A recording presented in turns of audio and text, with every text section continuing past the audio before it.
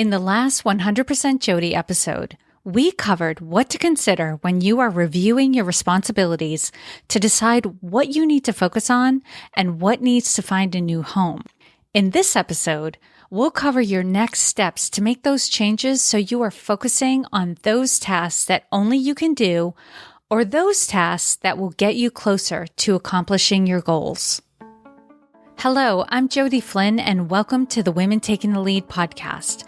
I'm an executive leadership coach, author, speaker, workshop facilitator, and I have the privilege to work with women leaders to hone the skills that will allow them to thrive in senior leadership.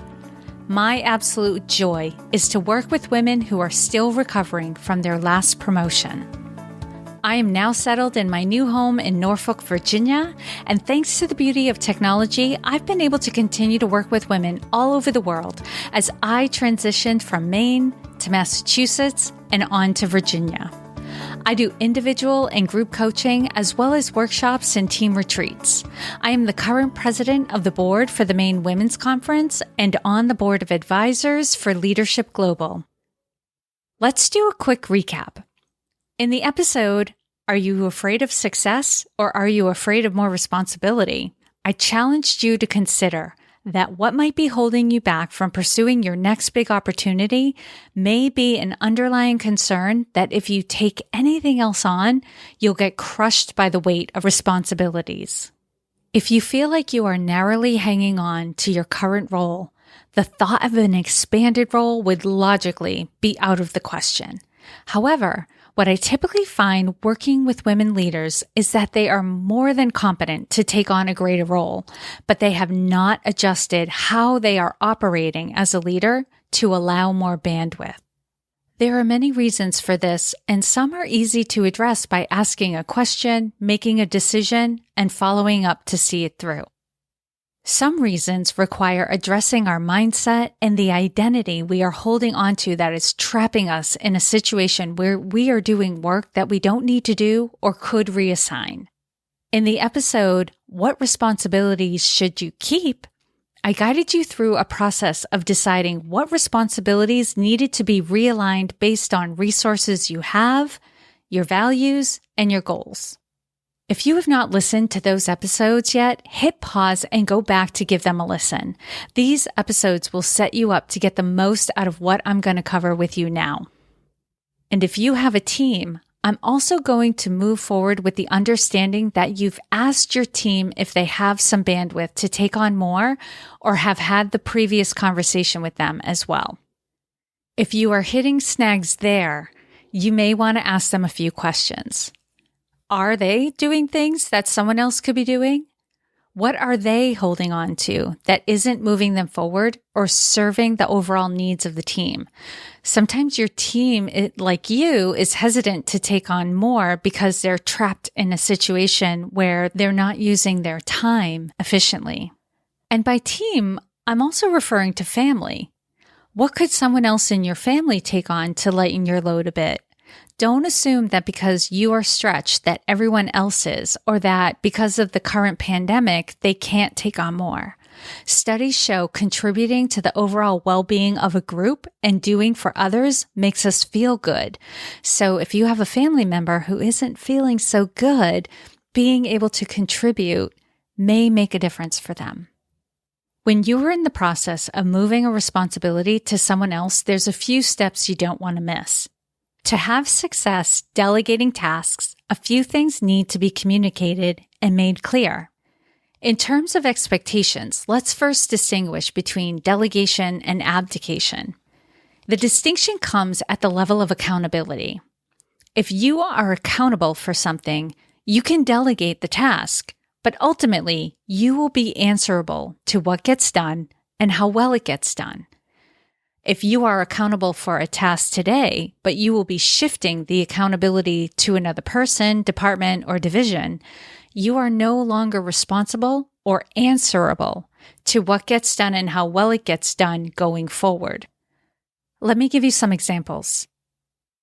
If you are volunteering as the treasurer of a nonprofit organization and you are stepping away from this commitment, after your last day, you are no longer responsible or accountable for anything that is done after you leave. However, if you are the CFO of your organization and delegate a piece of the board presentation to your team, you are giving your team the responsibility of the task. But if the quality of what they put together is not up to standard, and you deliver that presentation to the board without checking to make sure the information is accurate, it will reflect on you. You can delegate the footwork of the presentation to your team, but you will still need to make sure the finished product is ready to be delivered. It's your presentation. I don't want you to fall into a trap of delegating thinking you are abdicating responsibility, so it's important to be clear what involvement you still need to have. I do have some clients that have gotten to such a level of trust with their teams that they don't need to double check their work. They know the finished product is going to meet expectations or even exceed expectations. But if a mistake was made, they never appoint blame to their team. They own what happened and work internally with their team to find out what happened and what can be done differently going forward. However, when you're first delegating a task to another individual, you are going to have to be a part of the training and the double checking of the work to make sure that they're picking up what you're training them to do. When you are shifting responsibilities, you want to identify all those who will be impacted by the change and communicate the change to them in advance. No one likes these types of surprises. Any change in who is responsible for a task will likely involve a change in processes and maybe even procedures. To make a smooth transition, that needs to be documented and communicated to all of those involved. Ask yourself, who might resist this change? Those individuals may require a specific communication that will reassure their objections and outline how this change benefits them. I have a client who was changing the level of customer service items she would handle.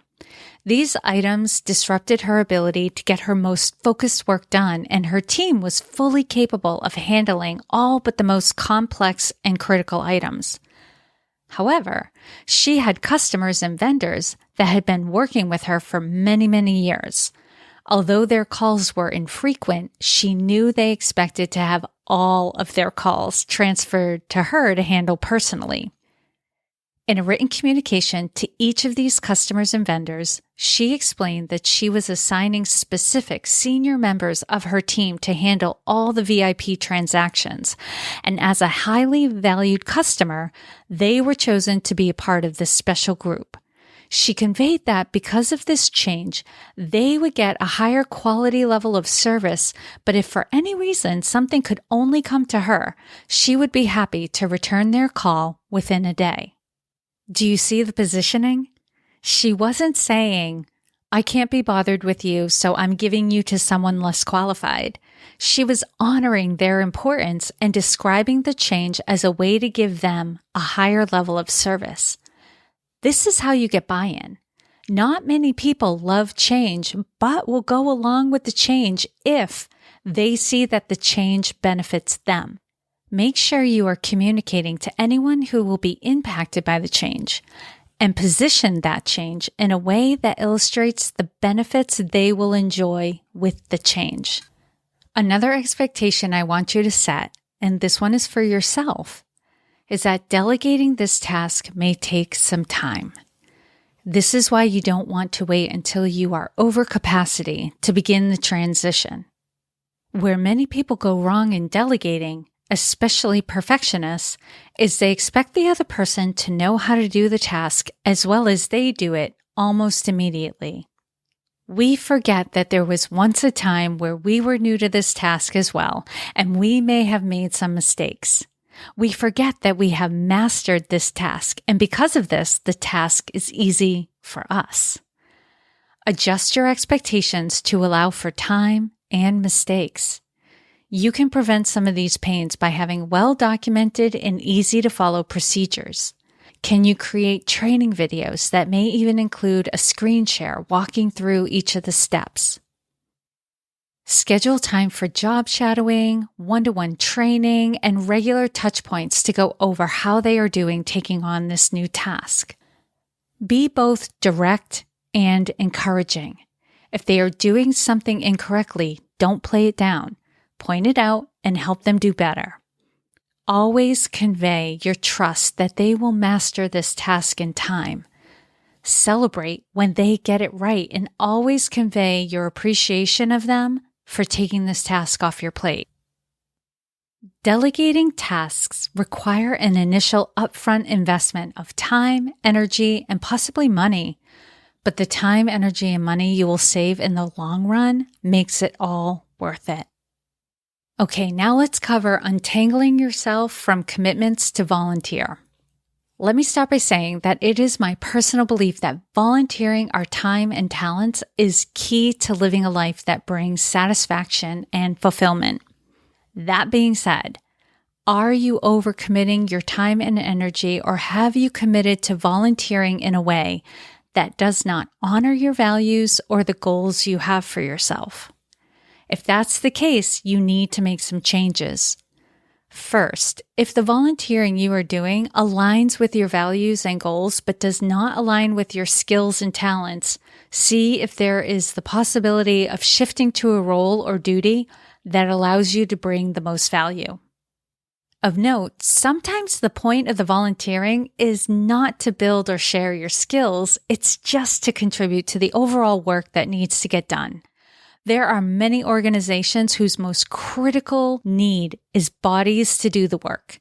If you know this going in and it makes you feel good to help out in this way, keep at it. Do it cheerfully and you will feel satisfied and fulfilled with the volunteering. Now let's address another scenario. You are currently volunteering for an organization and that organization's mission or the way they deliver on that mission does not align with your values and goals, and you do not have the influence to make changes. You are likely finding yourself becoming less and less enchanted with the work. If that's the case, it's time to step away. Do this gracefully and with integrity. If your commitment has a start and end date, can you serve out the time that you committed to? If you cannot, can you find someone equally competent who can fill your role? Can you renegotiate how much time and energy you contribute? If your commitment is open-ended, give the organization a notice of the end of your commitment. What is a reasonable amount of time that they can find someone to replace you? Have they communicated or documented any expectations of how one completes their volunteering agreement? Much like a soft no, give a soft but clear communication, preferably in person or via call if you're in the middle of a pandemic, and follow up in writing. Express your appreciation for the opportunity and your intention to complete your commitment by X date. Leave with a sense of goodwill and with your integrity intact. And much like delegating, know that when you step away from this role, you open up the opportunity for someone else. We worry about the harm we'll do by giving away a task or role and don't often think of the good that comes of it.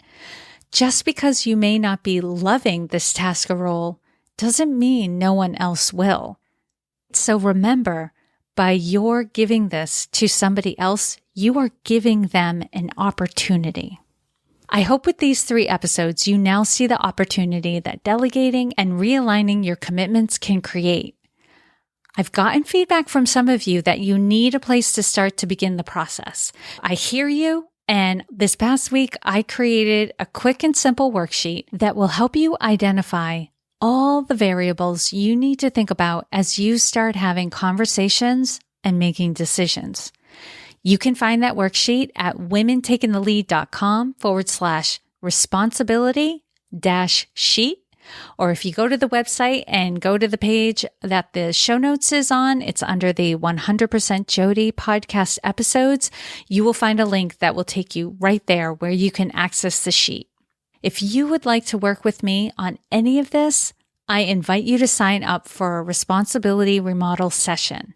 I would love to help you lift some of the weight of responsibility off your shoulders and do it in a way that makes you and those around you feel good.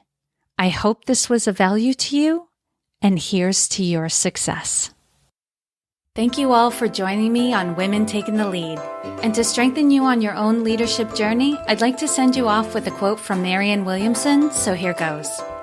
Our deepest fear is not that we are inadequate. Our deepest fear is that we are powerful beyond measure. It is our light, not our darkness, that most frightens us. We ask ourselves, who am I to be brilliant, gorgeous, talented, fabulous? Actually, who are you not to be? You are a child of God. Your playing small does not serve the world. There is nothing enlightened about shrinking so that other people won't feel insecure around you. We are all meant to shine as children do. We were born to make manifest the glory of God that is within us. It's not just in some of us, it's in everyone. And as we let our own light shine, we unconsciously give other people permission to do the same. As we are liberated from our own fear, our presence automatically liberates others. Again, thank you for joining me, and here's to your success.